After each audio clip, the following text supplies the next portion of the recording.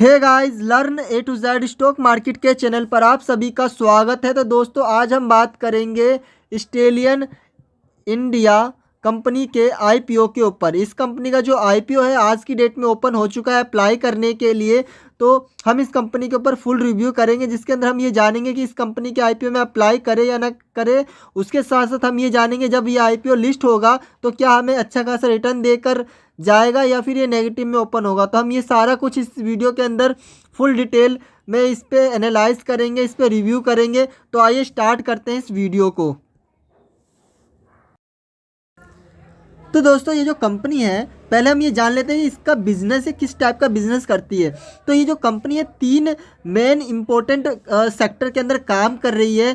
पहला जो है ये कंपनी एसी मैन्युफैक्चरिंग करती है। दूसरा जो है ये कंपनी इस एसी के अंदर जो गैस यूज होता है ये कंपनी खुद मैन्युफैक्चरिंग करती है। और तीसरा जो सबसे इम्पोर्टेंट सेक्टर मुझे लगा, ये कंपनी सेमीकंडक्टर के अंदर काम करती है, सेमीकंडक्टर मैन्युफैक्चरिंग करती है। और ये तीनों ही सेक्टर आने वाले टाइम में बहुत ही इंपॉर्टेंट रोल करेगा। एसी तो है ही इंपॉर्टेंट, जो गर्मियों में यूज़ होते हैं खास तौर पे ज़्यादातर, ठीक है। और सेमीकंडक्टर तो एवरग्रीन है, ठीक है।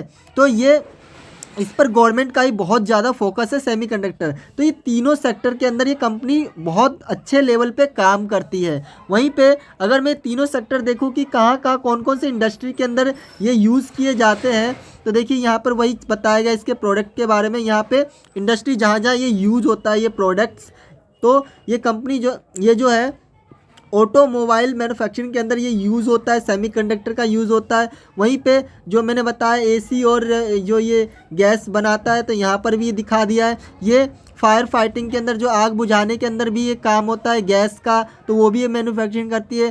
फार्मा के अंदर काम होता है, मेडिकल के अंदर काम होता है गैस का, तो उसके लिए भी काम करती है। ये स्प्रे फोम होता है जो कि आजकल चला है ट्रेंड में, तो वो भी ये इस पे भी काम करती है। सेमीकंडक्टर पे तो कर ही रही है काम। उसके साथ साथ गिलास बोतल भी मैन्युफैक्चरिंग करती है। एरोसोल्स के ऊपर भी काम कर रही है, डिफेंस के अंदर भी काम करती है। और तो और गैस इंसुलेटेड सब स्टेशन पे भी ये कंपनी काम कर रही है। तो ये कंपनी इन सारे इंडस्ट्री के लिए ये तीनों सेक्टर के अंदर काम करती है। सेमीकंडक्टर हो या फिर ये एसी मैन्युफैक्चरिंग हो या एसी के लिए गैस बनाना हो। उसके साथ साथ ये जो कंपनी है, ये कंपनी जो है इक्विपमेंट और स्पेयर पार्ट्स भी मैन्युफैक्चरिंग करती है एसी इंडस्ट्री के लिए। तो ये कंपनी इस तरीके से ये कंपनी का बिजनेस है, जो कंपनी ये काम करती है जिस सेक्टर के अंदर। अब बात करते हैं हम ये कंपनी के आईपीओ डिटेल्स को लेकर। तो यहाँ पर आप देखेंगे कि आईपीओ डिटेल्स के अंदर कि कंपनी का जो आईपीओ है 16 तारीख को ओपन हो चुका है, मतलब आज की डेट में, और 20 तारीख लास्ट अप्लाई डेट होगा। वहीं पे इस कंपनी का जो प्राइस बैंड रखा गया है आईपीओ का, वो 85 से 90 रुपये पर शेयर रखा गया है। ये कंपनी एनएससी बीएससी दोनों पर लिस्ट होगा। उसके साथ साथ इसमें जो मेन जो आप देखेंगे रिटेलर्स कोटे की, तो इसमें 35% रिटेलर्स के लिए रखा गया है। वहीं पे अगर कंपनी का मार्केट कैप की बात करूं तो ये कंपनी करीब 200 करोड़ की भी नहीं है, 200 करोड़ से भी कम है, 199.45 करोड़ की, जो कि बहुत ज़्यादा ही छोटी कंपनी है ये अभी। वहीं पे इस कंपनी का जो फेस वैल्यू की बात करें 10 रुपये पर इक्विटी शेयर रखा गया है। और प्रमोटर्स होल्डिंग लिस्टिंग से पहले 94.63% रहेगा और लिस्टिंग के बाद 67.90% रखा गया है, जो कि दोनों ही बहुत ही अच्छी बात है कि काफ़ी अच्छा प्रमोटर्स होल्डिंग रखा गया है यहाँ पर। जब 20 तारीख को लास्ट अप्लाई डेट होगा तो उसके बाद 21 से 22 तारीख को आपको ये बता दिया जाएगा कि ये आईपीओ आपको अलॉट हुआ है या नहीं हुआ। अगर नहीं हुआ होगा तो आपके पैसे 22 तारीख तक रिफंड आ जाएंगे।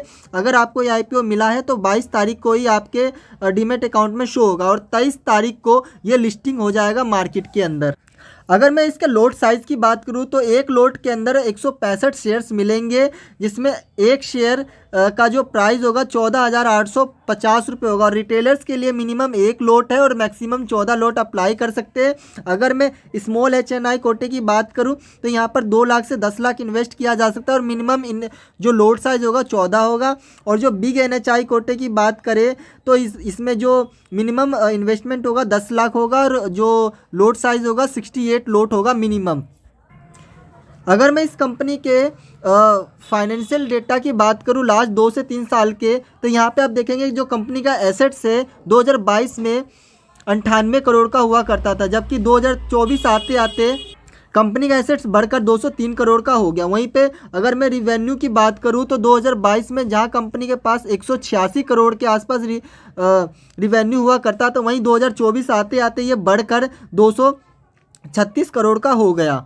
तो यहाँ पर आपको देखने को मिलेगा कंपनी का एसेट्स भी ठीक ठाक बढ़ा है, ग्रोथ किया है, वहीं पे कंपनी का रिवेन्यू भी ठीक ठाक बढ़ा है। वहीं पे अगर मैं कंपनी का प्रॉफिट आफ्टर टैक्स की बात करूँ, जिसे आप पेट मार्जिन भी कहते हैं, तो 2022 में कंपनी 21 करोड़ का प्रॉफिट की थी। वहीं पे 2023 आते आते ये प्रॉफिट घटकर 9.75 करोड़ का हो गया, और 2024 आते आते कंपनी का प्रॉफिट फिर से बढ़कर 14.79 करोड़ का हो गया। तो कंपनी का जो प्रॉफिट है ये थोड़ा स्टेबल नहीं है, लेकिन हाँ एक चीज़ देखने वाली बात है कि कंपनी बहुत छोटी होने के बाद भी कंपनी नेगेटिव में नहीं जा रही है, कंपनी रिटर्न निकाल कर दे रही है, वो भी पॉजिटिव में, और भी अच्छा खासा।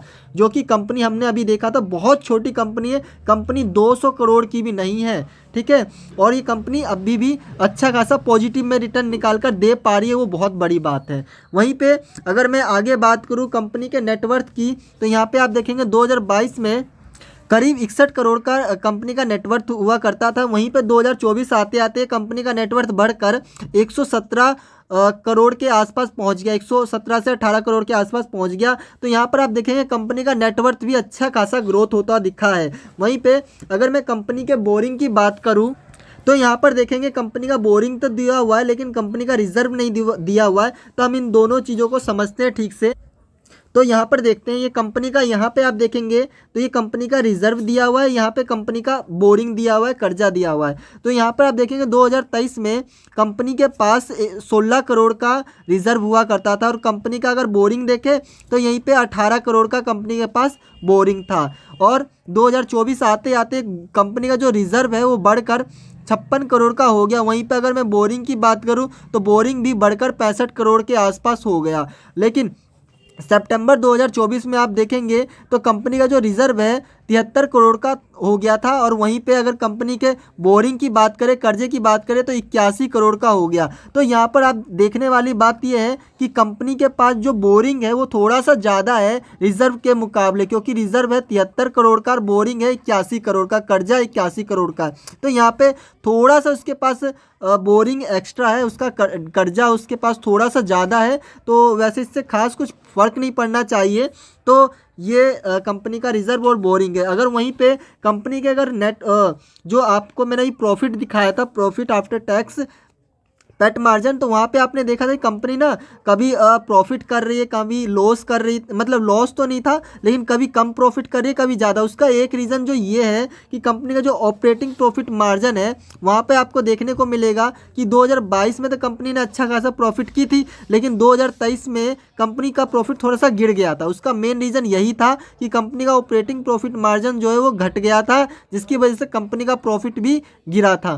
तो यही वो रीज़न था जिसकी वजह से कंपनी का प्रॉफिट जो है कभी कम आ रहा था, कभी ज़्यादा हो रहा था। यहाँ पर आप देखेंगे इस जगह पे, तो देखिए 2022 में ज़्यादा था, फिर 23 में ये थोड़ा सा गिर गया था, और 2024 में फिर से थोड़ा बढ़ा था। इसका यही रीज़न था कि उसका ऑपरेटिंग प्रॉफिट मार्जिन कभी घट रहा था, कभी बढ़ रहा था, तो इस वजह से ये भी इसका प्रॉफिट घट गया था। तो ये था कंपनी का फाइनेंशियल डेटा या बैलेंस शीट आप कह लीजिए। तो इसके अकॉर्डिंग अगर हम देखें तो कंपनी के पास थोड़ा सा बोरिंग तो है, लेकिन उसके हिसाब से रिजर्व भी ठीक ठाक रखा हुआ है कंपनी ने। वहीं पे कंपनी का एसेट्स भी बहुत अच्छा मेंटेन कर रखा है कंपनी ने, अच्छा खासा ग्रोथ हो रहा है, रिवेन्यू भी बढ़ रहा है, प्रॉफिट भी इस कंपनी का अच्छा खासा बढ़ा है, क्योंकि कंपनी बहुत छोटी है, 200 करोड़ की कंपनी है। वहीं पे कंपनी अच्छा खासा प्रॉफिट भी निकाल रही है, नेगेटिव में नहीं जा रही है, मतलब कंपनी प्रॉफिट मेकिंग है।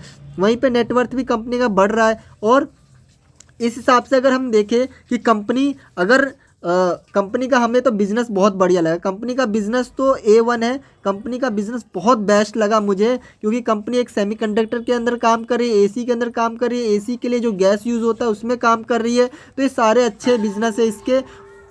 वहीं पे अगर कंपनी के अगर मैं फंडामेंटल्स की बात करूँ तो वो भी मुझे ठीक लगे, बहुत अच्छे कंपनी के फंडामेंटल्स भी है, कंपनी लगातार प्रॉफिट कर रही है, लॉस मेकिंग तो बिल्कुल नहीं लग रही है। लेकिन कंपनी के पास थोड़ा सा बस प्रॉब्लम ये है कि बोरिंग थोड़ा सा ज़्यादा है, जो कि कुछ ज़्यादा बड़ी प्रॉब्लम नहीं है। तो इस हिसाब से देखा जाए तो कंपनी का बिजनेस भी अच्छा लगा और कंपनी का जो फाइनेंशियल डेटा है वो भी मुझे ठीक लगा। और उसके साथ साथ अगर आप बात करें कि कंपनी जब लिस्ट होगी तो कितना परसेंट के रिटर्न दे सकती है, तो कंपनी जो है मिनिमम मेरे अकॉर्डिंग 40% के आसपास रिटर्न मिनिमम दे सकती है। और मैक्सिमम की बात करें तो ये करीब करीब 60% से ज़्यादा का रिटर्न देना चाहिए मैक्सिमम।